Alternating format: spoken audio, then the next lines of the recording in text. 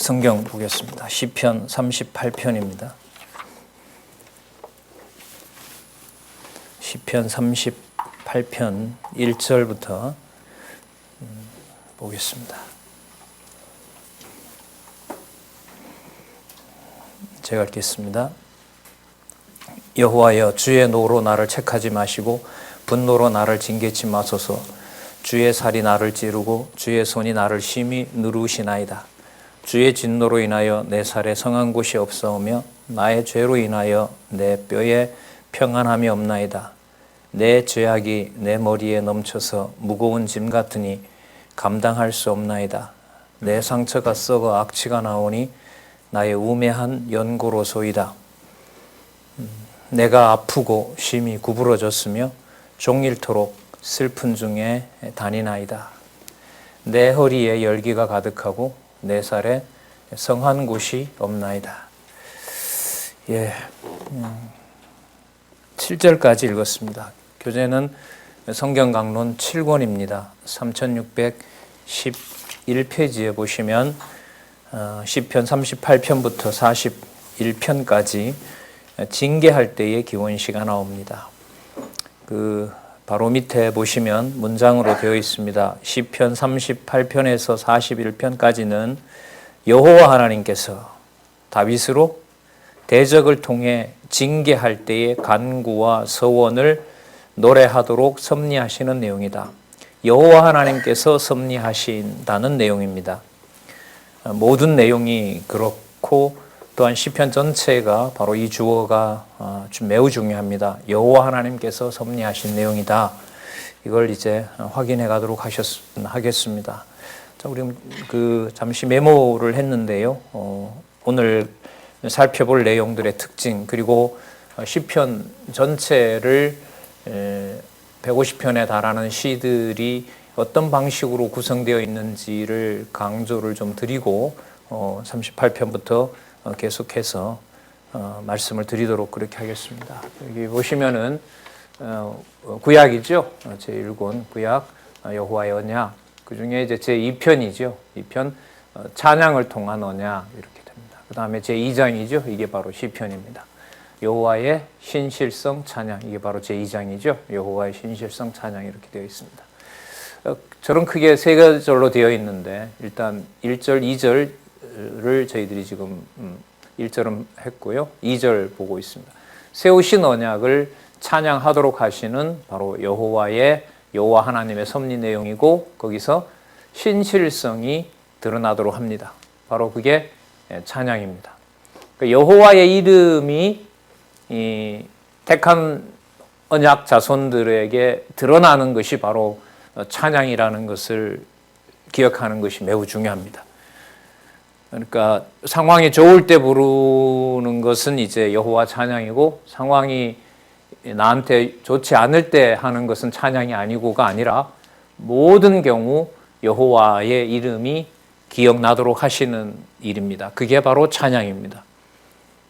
잘 때도 그렇고 깰 때도 그렇고 아플 때도 그렇고 건강할 때도 그렇고 어느 경우든 여호와께서 그 이름을 반드시 부르도록 하시겠다는 거죠. 그런 의미에서 그게 찬양입니다. 그러니까 호흡이 들어가고 나가는 것에서 여호와를 찬양하지 않는 경우는 아무것도 없다는 것이 바로 시편에 나타난 무슨 의미냐면 찬양의 의미입니다. 자, 그러니까 지금부터 찬양하겠습니다라는 말은 우리 기지협에서는 사용해서는 안 되는 말입니다. 그 말은 생각하지 않고 하는 거죠. 시편의 이 방대한 구조가 어떻게 되어 있는지를 좀 더 말씀드리면 좀 더 깊이 생각하셔서 신중하게 용어들을 써야 될 필요성이 있다고 생각합니다. 자, 그러면 세우신 언약을 찬양하도록 하신다는 내용이 이게 서론과 같이 나타납니다. 의인은 흥하고 여호와의 율법을 주야로 묵상하고 악인은 반드시 망한다라고 하는 이 전체적인 그 언약이 여기에 나타나 있죠. 그 언약을 확인하도록 여호와께서 하십니다. 그래서 그걸 찬양시라고 하는 거죠. 여호와께서 찬양하도록 하신다는 겁니다. 그 다음 제2절 3편에서부터 89편까지 세우신 언약을 기원하도록, 성취해 주시기를 기원하도록 하면서 여호와의 이름을 부르게 하시는 겁니다. 하셔 세우신 언약을 여호와께서 성취해 주시기를 기도하게 하면서 바라보게 하면서 다양한 방식으로 바라보게 합니다. 그러면서 여호와 이름이 기억나게 합니다. 그게 찬양시라는 뜻입니다. 그래서 찬양하지 않는 경우가 없다는 것을 또 한 번 강조를 드립니다. 그러면 그걸 누가 하시느냐? 여호와께서 하시는 겁니다. 먼저 그러면 여호와께서는 어떻게 그 세우신 언약을 기도원하게 바라게 하시면서 여호와 이름을 기억나게 하느냐? 먼저 대적에게 맡깁니다. 그래서 대적에게 의인이 멸망당하는 지경까지 맡깁니다. 자, 어떤 지경으로 몰아가시냐면 대적이 와서 욕을 보입니다. 자, 대적이 와서 욕을 보이면 여호와께서 세우신 언약이 기억나지 않을 수가 없죠. 여호와 하나님, 약속은 어디 갔습니까? 그러면서 누구 이름을 부르게 되냐면 여호와 이름을 부르게 하시는 겁니다. 그 다음 여호와께서 나타나시는 것 같아요. 그런데 여호와께서 오셔서 이 10편에서부터 21편까지 보면 나 너 모른다 이런 내용들입니다. 분명히 여호와의 약속도 있고 여호와의 이름도 분명한데 여호와께서 너 누구냐 이렇게 된다는 거죠. 왜냐하면 대적이 너무 강하니까. 대적이 너무 강하니까 여호와의 이름을 감히 떠올릴 수가 없는 거죠. 자, 이 3은 여기와 관련된 거니까요. 그 다음에 버리실 때의 기원시입니다. 오늘 이제 이 부분을 지난 시간 여기까지 했고 오늘 이제 이렇게 전개되는데요. 잊으실 뿐만 아니라 대적에게다가 더 버려요. 그러니까 욕보였어요. 근데 여호와께서 오시는 듯 했어요. 오셨는데 누구냐 너 이렇게 되는 거죠. 그러면서 대적에게 더 맡겨요. 대적에게 완전히 뭐 하냐면 너무 맡기니까 나를 뭐 한 것처럼 보여요. 언약 자손을 버린 것처럼 하는 거예요. 근데 버려놓고 버린 상황에서 여호와께서 어떻게 찬양하게 하시는지 보세요. 분명히 꼭 기억하셔야 되는 것은 시편에서 찬양시라는 것이 내 감정이 아닙니다. 내 감정을 하나님께서 진짜 묵사발 낸다 그럽니까? 내 감정을 하나도 돌보지 않을 정도까지 낮추시면서 여호와 하나님께서는 당신의 이름을 부르게 합니다. 그게 무슨 시라고요? 그게 찬양시입니다. 이걸 꼭 기억하셔야 됩니다. 시편에서. 그러면 버려놓고 누구 이름을 부르게 하시느냐? 여호와의 이름을 부르게 하는 겁니다. 자, 그러면 어떤 과정으로 한번 이루어지나 보세요. 버렸어요. 여호와의 약속은 어디 갔습니까? 여호와의 약속은 어디에 갔습니까? 라고 부르다 보니 여호와 이름이 자꾸 반복이 돼요. 그게 바로 뭐라 그러는 거죠? 그게 찬송인 거예요. 찬송이에요. 자, 찬송하고 바로 그냥 대적이 물러가면 좋은데 대적이 점점 어떻게 돼요? 더 강해져요. 그러니까 더 소리 높여서 누구 이름을 부를 수밖에 없어요? 여호와 이름을 부를 수밖에 없어요. 그럼 이 서원시는 뭐냐면 그 여호와의 이름을 지금은 도저히 부를 수가 없는데 앞으로 반드시 뭐 할 것이다? 부르게 해 주실 것입니다. 근데 지금 상황은 절대로 부를 수 있는 상황이 아닙니다. 그래서 서원시를 또한 두 번째 기억하시기 바랍니다. 시편에서 찬양시를 내 감정에 맞추면 절대로 안 됩니다. 누구의 이름? 여호와의 이름. 그럼 여호와의 이름을 부르는 상황을 우리가 좋은 상황으로 끌어가는 것이 아니라 대적에게 맡겨서 어떤 지경까지? 버리는 상황까지. 그래서 여호와의 언약이 어디로 갔습니까? 라고 하는 내용이 반드시 나와야 되고요. 그런 다음에 여호와께서는 반드시 그 이름을 보존하실 것입니다. 지금 상황은 절대로 아니지만 어떤 소망도 없지만 반드시 여호와께서 그 이름을 보존하실 것입니다. 자, 이게 기원 찬양시기 때문에 여기 서원시는 반드시 앞으로 부르게 하신다는 거지만 눈을 떠서 보면 내 눈앞에는 나는 지금 뭐 하고 있는 상황이에요? 버려지는 상황이에요. 그럼 이 말은 뭘 의미하느냐? 하나님께서 주신 상황에서는 여호와의 이름을 내가 마음먹는다고 부를 수가 있다? 없다? 절대로 없다는 것이 바로 서원시예요. 그런데 절대로 부를 수 없으면 여호와를 내가 부정하느냐? 그게 아니에요. 여호와께서 반드시 의인은 흥하게 하신다는 것이 믿어지게 하십니다. 믿어지게 하세요. 그러니까 현실은 대적밖에 안 보이는데 머릿속에는 딱 한 낱말만 남게 하시는 거죠. 누구 이름만? 여호와 하나님만. 이쯤에서 대적에 맡겨 놓으신 이 어려운 상황이 끝나도 좋은데, 여기 또 오늘 이게 주로 나갈 내용들이거든요. 징계할 때의 기원시가 나타납니다. 자, 여기서요, 서원하도록 합니다. 하나님, 이 어려운 상황에서 여호와의 이름이 기억나지 않게 하는 것이 아니라 여호와의 이름이 기억납니다. 이게 앞으로 꼭 그렇게 되리라고 확신합니다. 그러나 나는 지금 버려지고 있습니다. 그런데 버려지면 되는 것이 아니지 않습니까? 여기서 뭘 깨닫게 하느냐? 간구, 강구, 선포, 강구로 가는데요. 징계를 하나님께서 하신다는 겁니다. 그러니까 대적에게 맡긴 것이 뭘 하기 위한 거예요? 징계하려고 해요. 그럼 징계는 어떤 면을 징계한다는 것이냐? 죄악을 깨닫게 해요. 그래서 오늘 내용에 보면 징계할 때의 기원시 내용에 무슨 내용이 나오느냐? 우리 아까 읽었었죠?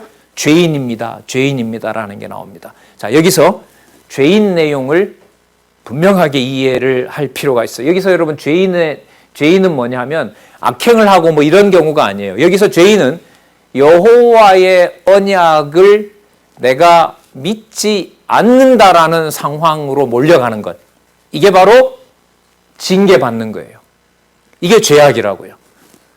자, 그 다음에 택자의 구원 기원시는 좀 이따 하도록 하겠습니다. 일단은 우리 38편에서부터 41편까지 여호와께서 징계하시니까 보세요.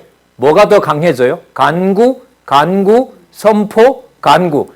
그러니까 여호와의 이름을 내가 함부로 쓰는 거죠. 어떻게 쓰냐 하면 약속해줬는데 여호와가 어디로 갔지? 그러면 이 말은 여호와의 무슨 성을 부정하는 대로 몰려가는 거죠. 신실성으로 몰려가는 거예요.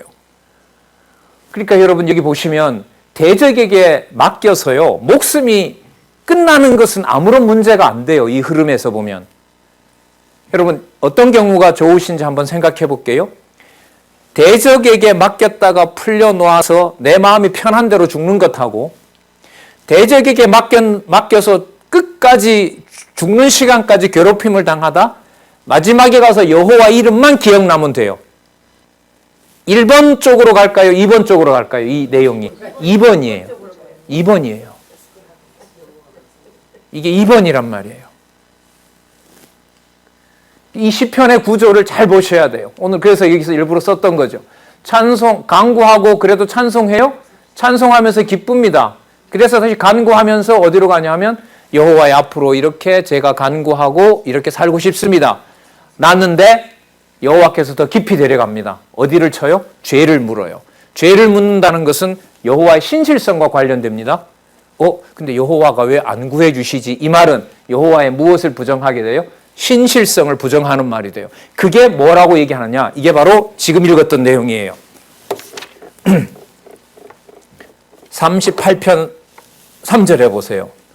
나의 죄로 인하여 내 뼈에 뭐가 없나이다?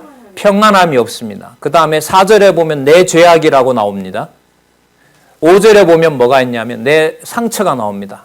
자, 그러면 나의 죄라든지 내 죄악이라든지 상처라든지 이 모든 내용들의 핵심은 여러분 뭐냐 하면 여호와의 이름을 인정하지 않으려는 인간의 죄성을 말하는 겁니다. 욥기에서는 여호와 하나님께서 어찌하여 이렇게 나를 치십니까? 라는 욥을 여호와께서 책망하셨어요.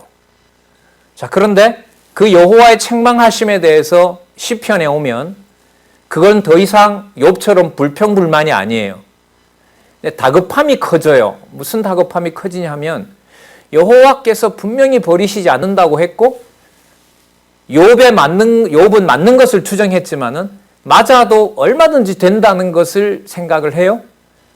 그러니까 맞는 것에 대한 불평은 없어요. 시편은. 그런데 뭐가 문제냐면 맞다가 보니까 대적이 와서 심하게 괴롭히고 나중에 뭐 백성들 다 잡아가고 하잖아요. 뭐 보는 앞에서 아이벤 부녀까지 막 진짜 처참하게 살육을 한단 말이죠.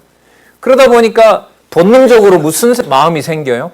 여호와가 과연 계시는 거는 문제를 안 삼아요. 여호와가 계신데 왜 이러지? 이렇게 돼요. 여호와가 계신데 왜 이러지? 이 말은 여호와가 이럴 리가 없는데 이런 말이거든요. 여호와가 이럴 리가 없는데라는 말은 여호와의 약속에 대해서 뭐 하게 되는 거죠? 인정하는 거예요? 부정하게 되는 거죠? 부정하게 되는 거예요. 그것이 본능적으로 나오는 거예요. 그게 바로 여러분 여기서 뭐라고 얘기를 하냐면 그걸 죄악이라고 그래요. 죄악이라고 합니다. 그러니까 여호와의 이름을 내가 마음 먹고 부를 수 있는 게 아닙니다. 그래서 여러분 이 흐름에서요 37편까지 가다가 38편에서 죄 얘기가 왜 나오지? 이게 연결시켜 나가기가 쉽지가 않아요. 이 구조를 아셔야 돼요. 22편에서부터 37편까지 대적에게 버려서 여호와의 이름만 남겨놓으시고 그 여호와의 이름만 부르면 좋겠다라는 마음이 있는데 여기서 넘어가면 좋아요. 제 생각에는. 그래서 이렇게 여호와를 찾으면 되겠구나 라고 해서 이제 또 다른 기도로 넘어가면 되는데 38, 39, 40, 41편에서 간구가 주로 나타난 내용들이 나타납니다.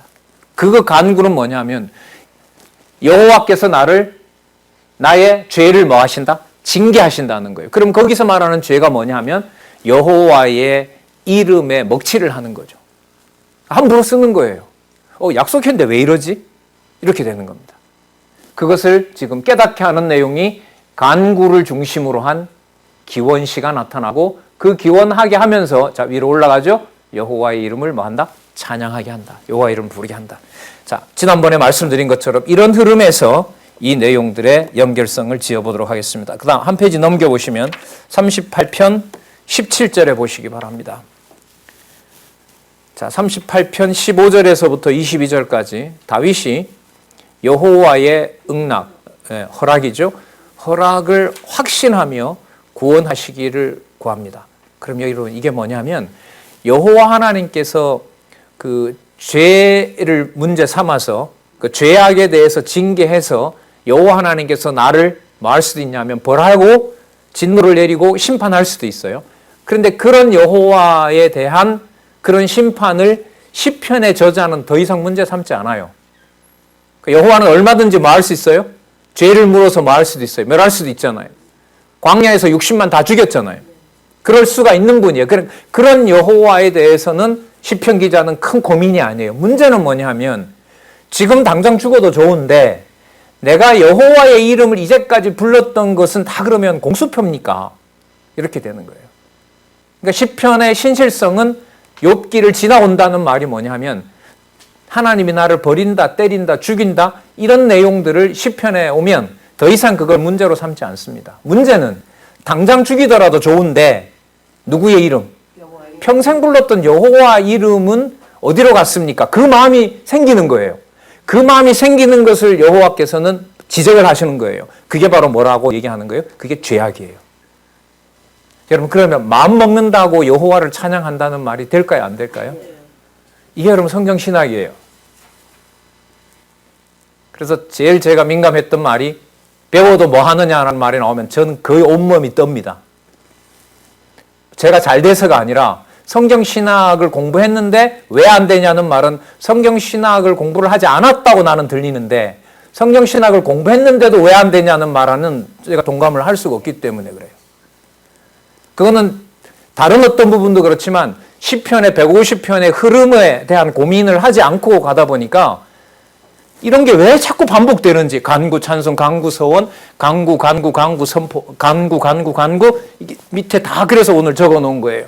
서원했는데 이루어지지 않고 또 간구하고 찬송하고 마음이 안정돼서 교훈을 시키는 것 같은데 또 간구하고 제사를 기원하고 간구하고 찬송하고 싶다고 하고 또 간구하고 또 서원하고 찬송하고 이게 여러분 숨이 막히는 거예요. 그리고 왜 이런 과정이 진행되느냐? 이 모든 과정이 누구의 이름? 여호와의 이름을 내가 본성적으로 부를 수가 있다 없다? 없다는 사실을 이 89편까지 후반부에서 드러내시는 거예요. 그래서 이 작년에 우리 최종 완결판으로 나온 그 의미분석 성경 개론 3페이지에 무슨 눈? 죄인의 눈. 4페이지일 거죠 아마. 죄인의 눈이라고 하는 것이 성경 신학의 핵심을 이해하는데 너무나 중요한 부분이 돼요. 근데 이걸 강조할 수 없는 게 저는 죄인입니다라고 머릿속에 떠오른다고 내가 스스로 죄인이 될까요? 안 될까요? 안 되죠. 다윗도 안 되게 하셨는데. 되시는 분은 한 분밖에 안 계세요. 육의 몸을 입고 당신이 아버지의 뜻을 100% 순종하고 어떤 투정도 하지 않는 분은 딱 한 분밖에 안 계시다고요. 아버지 아들로 오신 바로 예수 그리스도 한 분밖에 안 계시는 거예요. 그러면 이 모든 150편이 장차 누가 오셔서 그리스도가 오셔서 부르시면서도 한 번도 아버지의 말씀을 하지 않는, 거역하지 않을 바로 메시아에 대한 약속이기 때문에 시편 1편부터 150편 전부가 또 통으로 바로 메시아에 대한 찬양시가 되는 거예요. 그래서 이걸 다윗으로 하여금 자기가 왕이고 자기가 왕이면 다 될 줄 알고 그런 모든 착각을 빼버리고 잠시라도 가만두면 뭐가 되느냐? 죄악이 발동하면서 이제까지 보호했던 여호와의 신실성은 한순간 다 끝이 나고 꼭 이러셔야 되나? 이게 속에서부터 드러나는 거예요. 그걸 다윗은 이제 모태까지 데려가도록 하죠. 죄 가운데서 여러분들 생명이 이렇게 움직이는 것은 다윗이 볼 때는 또 유대인들이 볼 때는 언약 자손 한 명이 또 뭐 한 거구나, 만들어졌구나, 얼마나 기뻐요. 여호와의 이름으로 여호와의 이름을 찬양할 백성이 지금 뱃속에 잉태됐기 때문에 얼마나 기쁩니까? 그런데 오늘 나올 거예요. 51편에 가면 죄 중에서 뭐 했다고요? 그럼 죄 중에서 잉태했으면 언약 자손이라는 거예요? 아니라는 거예요? 아니라는 거죠. 그럼 죄 중에서 잉태 때부터 뭐 해도 돼요? 버려도 된다는 얘기예요. 그러니까 생명이 만들어지는 조건이 인간이 어떤 고귀하게 여기고 이런 것으로 여호와의 이름이 보존되는 것이 아니라는 겁니다. 자, 17절 보겠습니다. 38편 17절에 보시면 내가 넘어지게 되었고 나의 근심이 항상 내 앞에 있사오니. 그러니까 누구 이름을 잊어버려요? 누구 이름에 대해서 신뢰를 안 하게 돼요? 여호와 이름은 부르는데 여호와께서 하시는 일이 본능에서부터 벌써 본성에서 거부가 되는 거죠. 내 죄악을 고하고 내 죄를 슬퍼함이니이다. 그럼 여러분 대적에게 맡기는 목적이 뭘까요? 몸을 더 대적에게 맡겨서 여호와의 언약을 여호와께서 지켜나가신다는 것을 확인해 주기 위해서 매사에 누구 이름을 부르게 해요? 그걸 여러분 찬양시라고 얘기합니다. 찬양시라고 얘기합니다. 그 우리 기준의 찬양이 아니죠? 아니에요. 그래서 이게 여호와 계시예요. 그럼 이걸 누가 부르냐라고 또 이렇게 반박이 들거든요. 저도 당장 생겨요. 그러니까 예수 그리스도께서 육신의 몸으로 내가 가서 하겠다고 하시는 거예요. 그래서 이제 후반부로 가면 90편부터 가면 내가 다 한다. 내가 다 한다. 내가 왕이다. 이게 여호와께서 성취기원 찬양시 다음에 90편부터 나오는 성취에 대한 찬양시에 가면 이게 나와요. 여호와께서 다 하신다. 자, 우리 39편으로 한번 가볼까요? 39편 2절 죄악 문제를 생각하시면서요. 39편 2편에 가서 보겠습니다. 자, 39편 2절. 자, 39편 1절에서부터 13절에 보면 뭘 알게 하세요? 그러면 연약함이라는 것은 뭐 대적이 왔으니까 내 몸이 궁해졌다 이런 연약함이 아닙니다. 여호와의 이름을 도저히 관리할 수 없는 자, 복 있는 자라고 했지만 여호와의 이름을 내가 관리할 수 없는 자입니다. 예. 준 것을 감당 못합니다. 제가. 이게 이제 기도인 거죠. 자, 2절 한번 보시면요. 39편 2절 보면 내가 잠잠하여 선한 말도 뭐 한다? 바라지 아니하니 나의 근심이 더 심하도다. 그러면 여호와 이름을 마음만 먹으면 부른다? 아니다.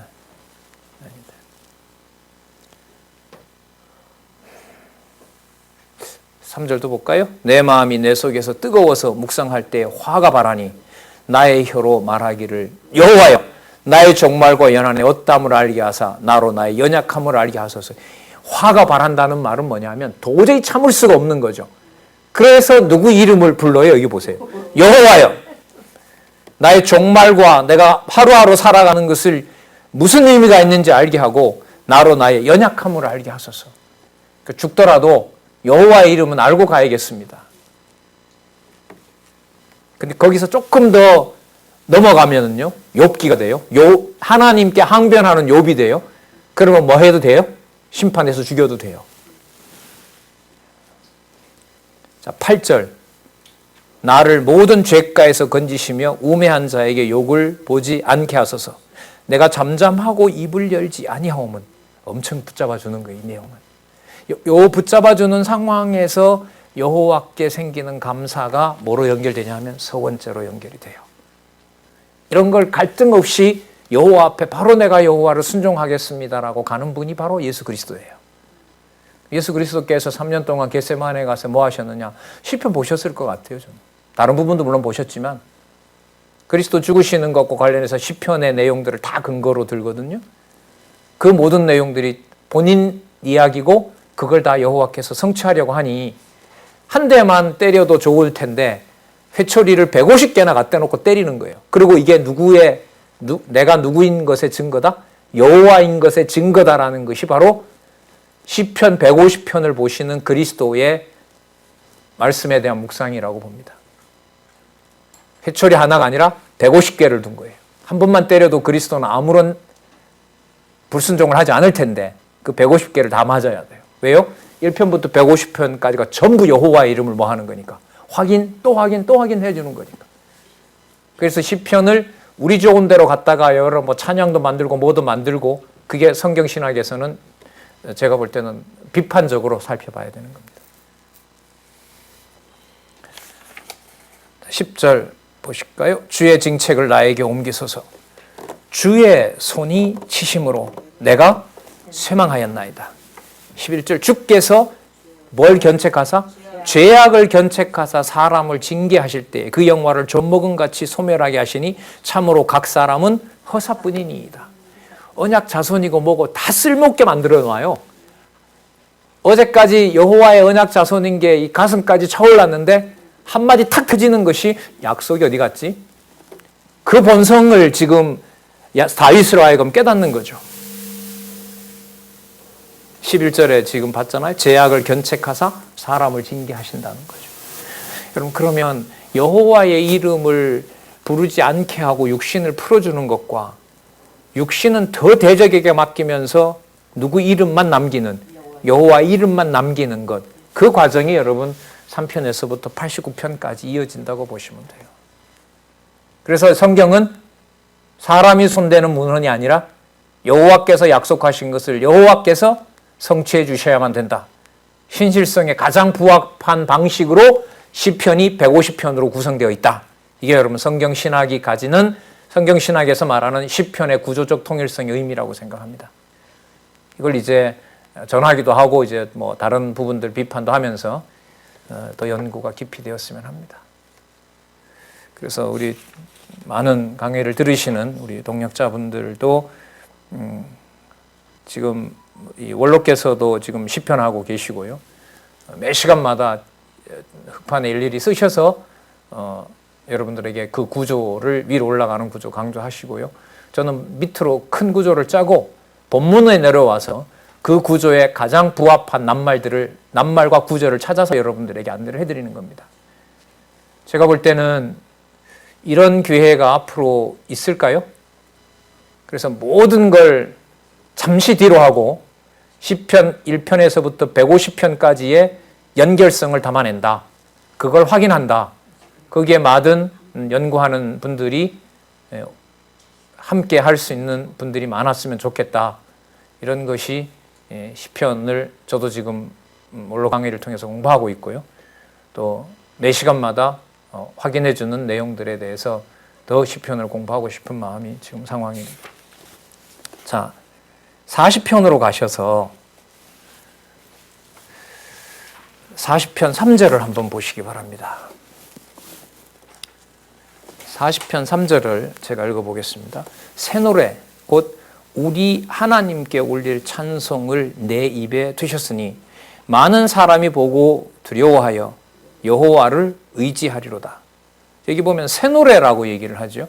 그러면 새 노래의 반대는 헛노래인데 헛노래는 바로 무슨 노래냐 하면 어떤 노래냐면 내가 육신으로 다윗의 자손이고 내가 다윗 왕인 다윗이고 내가 여호와의 적자고 모든 여호와의 약속이 나한테 있고 그런 걸로만 착각을 할 수 있잖아요. 그 착각이라는 것을 지금 깨닫게 하신단 말이죠. 그럼 여기서 새 노래는 뭐냐면 인간이 도저히 여호와 이름을 부를 수 없는데 여호와의 능력으로만 여호와를 부르게 한다는 의미에서 무슨 노래라 부른다? 새 노래라. 그러면 다윗은 인간으로 할 수 없다는 걸 깨달았으면 그러면 다윗의 후손들은 할 수 있을까요? 없을까요? 할 수 없죠. 그럼 누가 오셔야 돼요? 새 노래를 부르실 하나님이 오셔야 돼요. 그야말로. 하나님이 오셔서 하나님의 이름을 관리하지 않으면 어느 인생도 하나님의 이름을 부를 수가 없는 거예요. 그런 의미에서 뭐라고 얘기를 하냐면 새 노래라 그래요. 여러분 이 새 노래 나중에 요한계시록 가면 또 나옵니다. 요한계시록에 마지막 심판을 보여주시면서 새하늘과 새 땅에서 부를 새 노래 이렇게 연결이 됩니다. 아주 중요한 연결고리 중에 하나가요. 시편에서 나오는 새 노래입니다. 그러니까 우리의 어떤 신학 구조에서 말씀을 드리면 모형과 그림자가 아닌 예수 그리스도께서 오셔서 부르고 교회의 지체들과 한 몸 되어서 부르게 하실 무슨 노래? 새 노래. 신령한 노래 기억나시죠? 골로새서나 이런 데 보면 신령한 에베소서에 신령한 찬미로 신령한 노래로 또 이런 내용으로 나중에 성취된다고 보시면 됩니다. 그러면 다윗은 사실 짓지도 못했지만 다윗 이후에 솔로몬과 여러 왕들이 드릴 그 제사라고 하는 것이 다윗도 이미 그게 불완전하다라는 걸 깨닫게 됩니다. 그걸 깨닫게 하세요. 그러니까 점점 역사는 솔로몬 다음에 성전도 지어지고 하지만 그 모든 것들이 다윗에게는 이미 깨달아진 바가 있어요. 저게 전부 뭐가 아니다? 실체가 아니다. 그러면 더욱 자기의 후손들과 스스로는 누구를 간절히 구하는 걸까요? 메시아를 구하는 거예요. 그게 여러분 150편이에요. 물론 72편까지죠. 72편까지 다윗이 기록하도록 하셨는데요. 자, 그래서 6절을 보시기 바랍니다. 새 노래를 부르게 하시는 조건이 그 상황이 뭐냐면 주께서 나의 길을 통하여 들리시기를 깨닫게 하신 거죠. 제사와 예물을 기뻐 아니하시며 번제와 속죄체를 요구치 아니하신다. 그러니까 나 제사 안 받겠다. 놀랍죠. 다윗에게 이미 이걸 다 보여주는 거예요. 그렇게 짓고자 하는 성전인데 그 성전에서 여호와 이름을 우리가 드린답시고 제물 가져가서 여호와 이름을 수십 번 수백 번 부른다 하더라도 그게 여호와께서 기뻐하시는 바가 아니다. 그걸 깨닫게 하려고 육신의 몸을 지금 대적에게 맡겨서 그야말로 한마디만 더 하면 여호와 부정하는 지경까지 몰아가는 겁니다. 제가 가끔 말씀을 드리는데 오늘까지 성경신학 믿다가 어떤 자매의 고민대로 가룟유다처럼 오늘 밤에 벌어질 수도 있겠죠. 우리는 그런 경우 참 많이 봤습니다. 스스로도 나는 안전하다 이 말을 감히 할 수가 없는 거죠. 그래 딱 소원은 하나 있어요. 이제까지 이렇게 분명했는데 한순간 단일초도 안 되는 사이에 성경신학은 아니야. 이건 하나님 너무 심한 거 아닙니까? 갈 때 가더라도 여호와 이름의 진실하심은 여호와의 이름이 분명한 것만은 좀 허락해 주면 안 됩니까? 이런 생각을 하게 돼요. 이게 여러분 시편의 흐름 따라가는 거죠. 그래서 제가 시작할 때 그런 말씀 드렸죠. 시편의 공부를 사람이 한다고 달려들면 150편까지 가다가 숨 막혀 죽어요. 그래서 이게 사람의 문헌이 아니에요. 이게 전체를 봐야 됩니다. 전체를 공부하셔야 됩니다. 이건 어디까지나 우리끼리 하는 서로 권면이고 애달품인 거고 실제 내용으로 들어가서 깨닫게 하는 과정으로 가시면 그리스도에게 맞추지 않으면 이 내용들을 함부로 공부했다, 함부로 공부한다 그런 말을 함부로 할 수가 없죠. 10절 볼게요. 내가 주의 의를 내 심중에 숨기지 아니하고 주의 성실과 구원을 선포하였으며, 그러니까 여호와 하나님의 성실과 여호와 하나님의 구원이 아니면 어떤 그 무엇도 약속을 보존할 방법이 없다. 여러분 40편 16절로 한번 가보시기 바랍니다. 그러니까 여러분 죄 얘기하고 간구하게 하고 여호와 의지하게 하고 또 죄를 꺼내서 이야기하게 하고 간구하게 하고 그러니까 계속 이 과정이 누구 이름만 남기는 거죠. 그러니까 채로 계속 걸러내요. 잡티들을 계속 골라내서 끝에 딱 사금 한 조각 몇 그램 0. 몇 그램 그거 하나 남기는데 그 사금이 바로 뭐냐면 순수한 이름 여호와밖에 없는 거죠. 그게 여러분 성취의 기원 찬양시라고 보시면 됩니다.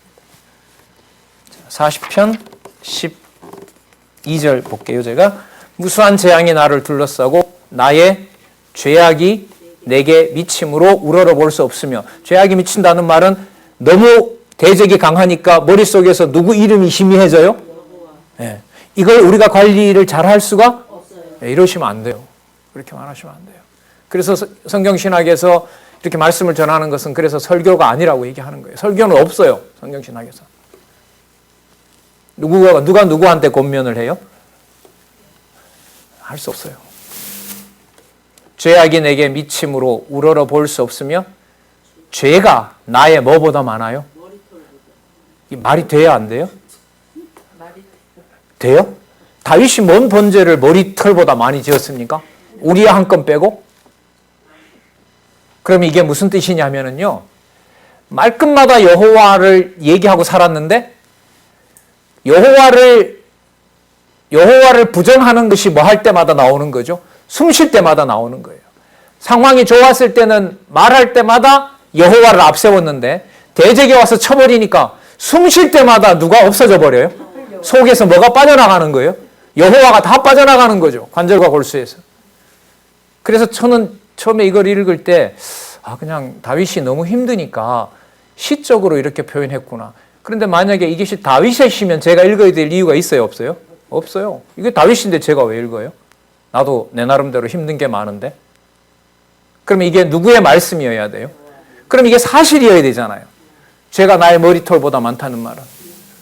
그러니까 참 간발의 차이인 거죠. 그리스도께서도 가르쳐 주시는 기도가 있었지만 눈 떠서 잠들고 또 잠들면서 숨을 쌕쌕 내쉴 때에 하는 모든 과정들이 여호와 하나님께서 인정하지 않으면 모든 나오는 숨들이 전부 다 누구를 부정하는 일이 돼요? 다 투정이 돼버리는 거죠. 있는데 왜 이러느냐? 있는데 왜 이러느냐?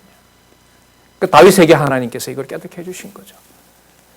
인간적인 이 모델이라기보다 이러한 다윗에게 준 신앙을 그리스도는 뭐 범죄하지 않으시니까요.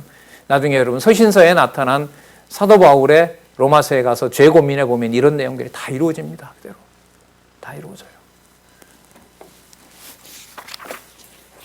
자, 채를 걸러서 여호와의 이름만 남겨야 무슨 노래가 된다? 아까 새 노래가 된다. 자, 40편 16절 볼게요. 무릇 주를 찾는 자는 다 주로 즐거워하고 기뻐하게 하시며, 이게 나오잖아요. 당신께서 기뻐하게 하지 않으면 기뻐할 수가, 내가 기뻐하는 것이 누구 중심대로 기뻐하는 거다? 예. 그리고 기뻐서 찬양하는 것이 전부 다 머리털보다 많은 뭐가 된다? 죄가 된다. 기뻐하게 하시며 주의 구원을 사랑하는 자는 항상 말하기를 여호와는 광대하시다 하게 하소서. 그럼 여호와 광대하시다라는 것을 다윗이 말한다는 거죠? 아니죠. 여호와는 광대하시다 하게 하소서. 왜? 여호와께서 광대하시다는 말을 내 기준대로 얘기하면 말할 때마다 머리털만큼 많은 뭐가 생기는 거니까? 죄가 생기는 거니까. 그래서 여호와 이름을 내가 부르는 게 아니에요. 여러분, 세상에 사람이 사람에 대해서 명령하고 지배하고 하는 것이 여러분 일상적인 생활이고, 유교 문화로 말하면 우리가 일상이었는데 그 모든 걸 성경신학은 스톱시키는 거예요. 보시는 것처럼 여러분, 교회 개혁론 통해서 교회의 어느 누구도 누구에게 명령할 수 없다. 명령은 성경신학에서 어울리지 않는 겁니다. 하나님의 명령만 있는 거죠. 약속으로. 그래서 가정교회에서부터 누가 누구에게 이래라 저래라 하는 명령 문화를 끝장을 내시면서 그러면 아무것도 안 한다는 것이냐? 아니요. 여호와께서 다 하신다는 거거든요. 그 명제를 지금 이 성경신학 완간된 상황에서 하나님께서 교회를 세워가신다고 보는 거죠. 자, 그럼 볼까요? 또 41편으로 넘어가셔서요. 12절 보겠습니다. 41편 일단 4절 보겠습니다. 41편 4절. 내가 말하기를 여호와여 나를 긍휼히 여기소서. 왜요? 머리털만큼 죄가 많으니까. 여호와 이름을 여러분 안 불러서가 아닙니다. 여호와 이름을 부르는데 그 이름을 여호와께서 부르게 하지 않으면 그게 전부 누구 중심으로 죄악을 먹는 일이 된다? 내가 죄를 먹는 일이 되어버린다. 4절. 내가 말하기를 여호와의 나를 긍휼히 여기소서. 내가 주께 범죄하였사오니 내 영혼을 고치소서 하였나이다. 그러면 여러분 대적을 왜 보냈을까요? 몸을 더 피곤하게 하면서 내가 누구임을 깨닫게 하는 거죠. 죄인임을. 내 불리하다고 누구 이름이 마음에 안 들게 되면 여호와의 이름이 마음에 안 들게 되면 그 마음에 안 들게 되는 일을 누구를 통하여? 대적을 보내셔서 여호와께서 다 들춰내는 겁니다. 들춰내는 거예요. 12절 볼게요. 12절, 13절. 주께서 나를 나의 완전한 중에 붙드시고, 따라서 여기서 완전 중은 죄인에게는 붙일 수가 없는 거죠. 그럼 이 완전은 바로 뭘까요? 여호와 하나님의 이름을 여호와께서 인정해 주는 자. 부른다고 되는 것이 아니라. 그래서 나중에 예수께서 오셔서 뭐라 그래요? 돌들로도 아브라함 자손나 만들 수 있다. 그래, 주여 주여 하는 자마다 하나님 나라 가는 거 아니다. 예수님께서 그냥 하신 말씀이 아니죠. 주께서 나를 완전한 중에 붙드시고 영영이 주의 앞에 세우시나이다. 아까 새 노래가 나왔죠. 머리털보다 많은 죄를 문제 삼으면 남을 자가 있다 없다? 없다. 그런데 여호와께서는 약속을 분명히 지키신 분이니까 나의 행위된 것을 보고 나를 언약자손 삼으시는 것은 아니다. 13절 보시기 바랍니다. 여호와 이스라엘의 하나님을 영원부터 영원까지 찬송할지로다. 맞습니다. 맞습니다. 아멘 아멘. 그 영원하신 신실성 이렇게 정리하셔도 될 것 같습니다.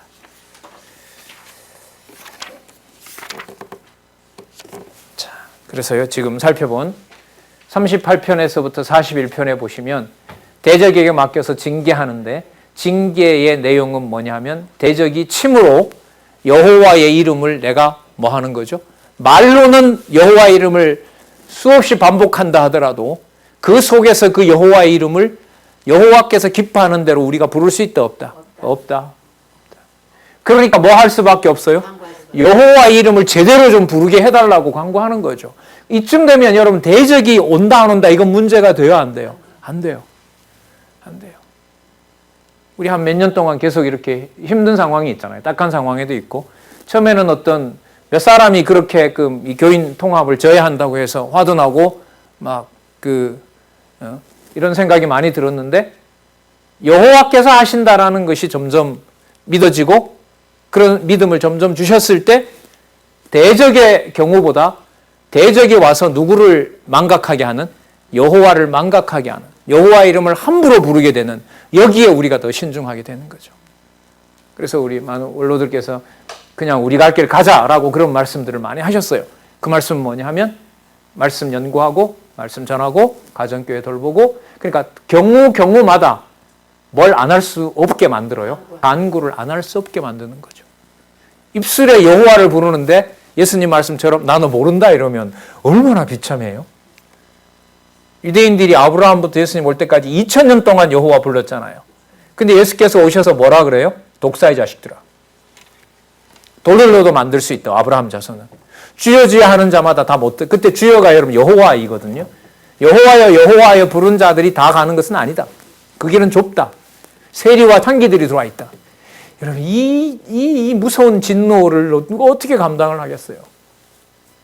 그럼 여러분 성경 신학은 그런 것들을 보면서 그냥 즐기는 것일까요? 나는 상관없고 나는 이미 다 해방되었고 그러면 구원파로 가요. 구원파는 예수께서 십자가로 다 해결했기 때문에 그 다음에 어떤 것도 죄가 안 돼요. 어떤 것 죄가 안 돼요. 그럼 그렇게 수준 낮고 그런 게 전 성경 신학이 아니라고 생각합니다.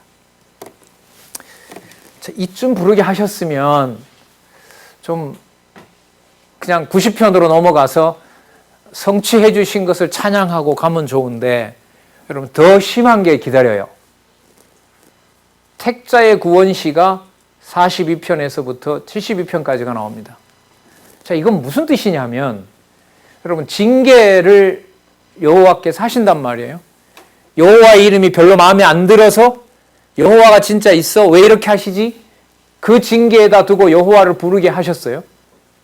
그런데 여호와께서 어떻게 더 밀고 들어가시느냐? 분명히 내가 택자인데 지금 내한테 일어나는 일로 보니까 내가 뭐 한 것처럼 보여요? 버린 자예요. 버린 자예요. 우리 엄마 아버지인 줄 알았는데 어린이날 친구들을 데려왔어요. 보니까 옆집 애들이 더 좋아하고 자기네들 부모보다 우리 엄마 아빠도 옆집 애 내 친구를 너무 좋아해요. 그걸 보통 소외당한다 그러죠. 무슨 느낌이에요, 그게? 버림당하는 거죠. 우리 엄마 아빠 맞아, 뭐 이렇게 되는 거죠. 자, 여기에 또 보세요. 버림 중에서 부모에 대한, 여러분, 부모가 좀 그렇게 섭섭하게 하면 엄마 아빠에 대한 불만이 커지겠죠. 퍼지게 되면 누구에게 항변을 해요? 엄마 아빠 어떻게 그럴 수가 있어? 아무리 친구들이 이뻐도 나부터 챙겨야지, 이렇게 할 거 아니에요. 그게 엄마 아빠가 볼 때는 뭐예요? 엄마 아빠에 대한 뭐예요? 불순종이잖아요, 그게. 그래서 뭐가 나타나요?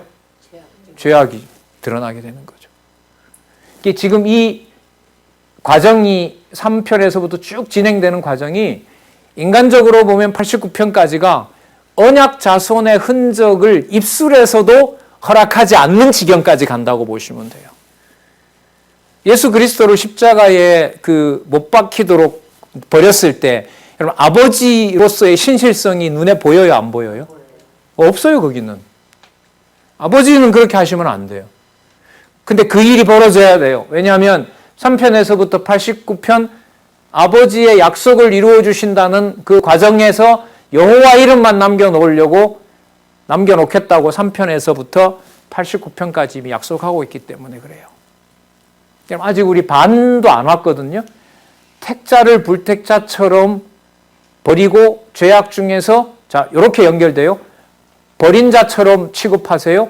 뭘 물어요? 죄악을 물어요. 그래서 뭘 더 주세요? 그래서 대적이 너한테 와서 고난 주는 거 너무 당연한 거다. 그러면 질문이 뭐가 생기냐면 그럼 제가 버린 자입니까? 그렇진 않지. 그러면서 여러분 73편으로 또 넘어가요. 73편 가면 어떤 일이 벌어지냐 하면요. 89편까지 그럼 이제부터 여호와 이름 찬양하면서 살면 되겠네요. 누구 맘대로. 안 돼. 그래서 성전에 가려고 해요, 이제. 왜? 뭘 깨달았으니까. 자, 택자로서 깨닫게 하셨어요. 버리는 중에서도 버리지 않았고 죄악을 깨닫게 하셔서 고난에 처하게 했지만 여호와 이름만 머릿속에 남았어요. 그럼 이제 뭐만 하면 돼요? 여호와 이름만 부르면 되잖아요. 근데 73편에 가서 89편에 보면 여호와께서 성전을 불에 태워버려요. 그럼 누구 이름을, 마음은 깨끗해졌지만 누구 이름 부를 데가 없어요? 여호와 이름. 그걸 누가 그렇게 하신다고요? 여호와께서 하세요. 이게 앞으로 이어지는 89편까지 과정입니다. 마음이 편안하시려면 시편만큼은 공부 안 하시는 게 좋아요. 아니면 몇 편 좋은 곡 골라 뽑아내서 그 마음에 드는 것만 읽으면 돼요. 근데 안 해요. 안 돼요. 절대로 그러시면 안 돼요. 그래서 그 연구반에 그래서 원로께서 진행하고 있는 시편과 또 지금 이렇게 소개해드리는 이 시간이 제가 겹쳐서 좀 고민도 되어서 강의가 반복이 돼서 어떻게 하면 좋겠냐고 이제 어른들한테 여쭙기도 했고 했는데요. 그냥 하는 게 좋겠다고 했어요. 근데 이제 저는 이제 본문으로 내려와서 그러니까 여러분 편마다 지금 저를 뽑아내는 게 그걸 제가 그냥 내 마음에 드는 거 뽑아내는 게 아닙니다. 이 흐름의 연결을 짓고 싶은 부분들을 미리 여러분들에게 알려드리는 겁니다. 그래서 매 편마다 적어도 한 구절, 두 구절은 들어간단 말이죠. 그럼 나머지 부분들이 과연 그 구절을 중심으로 해서 1편 다음에 2편, 2편 다음에 3편 그렇게 쭉 연결되는지를 안내하실 수 있는 분들은 확인하셔서 안내를 해드렸으면 좋겠고요. 이제까지 시편이 많다고만 해서 그냥 손 놓고 있었던 분들도 앞부분에 안내드렸던 부분들을 연결하시면서 그렇게 공부할 수 있는 기회가 됐으면 좋겠습니다. 자, 같은 방식을 우리 잠시 쉬었다가요.